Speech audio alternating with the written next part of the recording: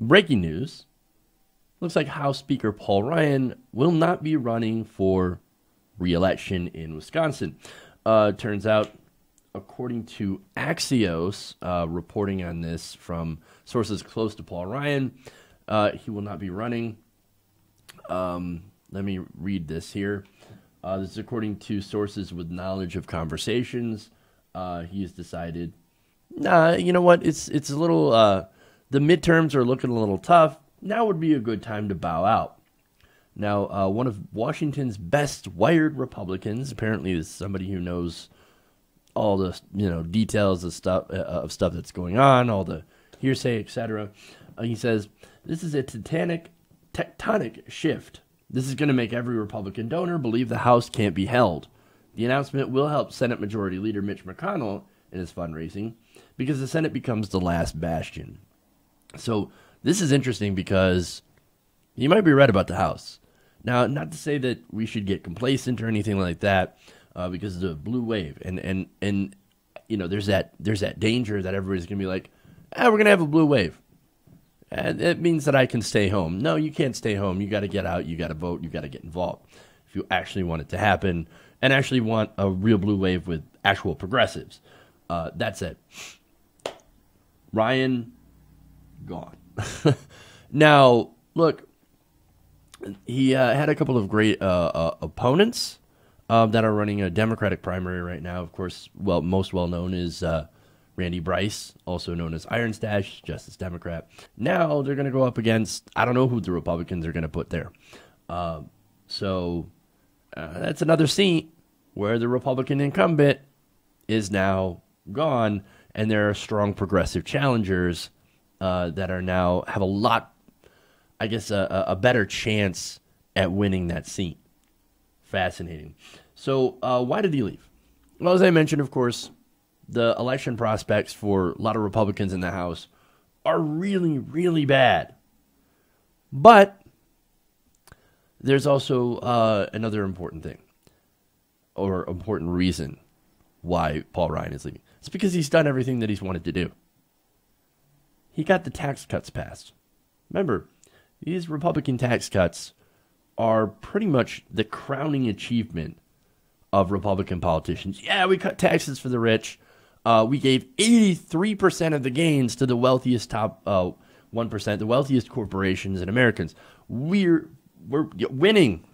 That's our definition of winning. We made rich people richer. Time to go. Our job is done here.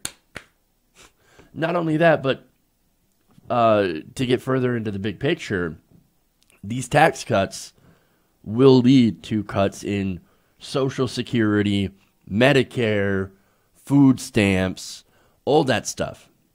So that's another big win on the part of Paul Ryan. Because Paul Ryan, his dream since he was a kid in college drinking from a keg is, God, I can't wait to cut Social Security for old people.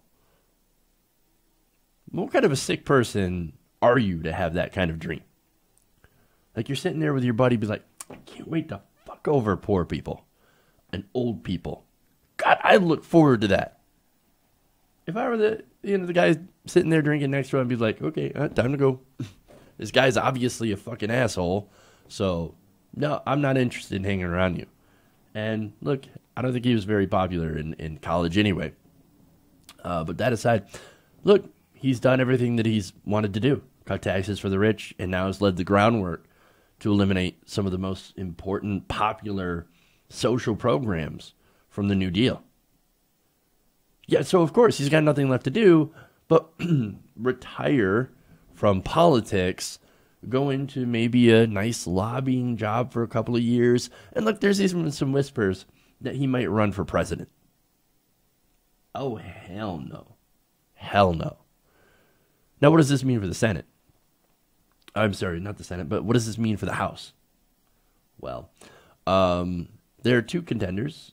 Steve Scalise, of course, he was one of the ones that was shot recently and took some time to recover, of course. And then Kevin McCarthy. Also, look, those people are very, very right-wing. So you're not going to get somebody who's a moderate Republican. No, these are incredibly conservative Republicans members of the Freedom Caucus. I think it's McCarthy. So you're not going to get somebody who's better than Paul Ryan. As usual with the Trump administration, during the Trump era, we're going to get somebody in that position that's likely worse. And it's super hard to get worse than Paul Ryan. But again, with all the chaos going on today in the Trump White House and in with Republicans in Congress, you've got a lot of these Republicans that, yes, are super right-wing, but they're not insane. They're dropping out. They're dropping like flies. Well, who's left? Well, flies normally congregate around shit. So I guess that's a pretty good metaphor to the kinds of politicians in the Republican Party that we have left now that, Ryan and some of the others have decided they were going to leave.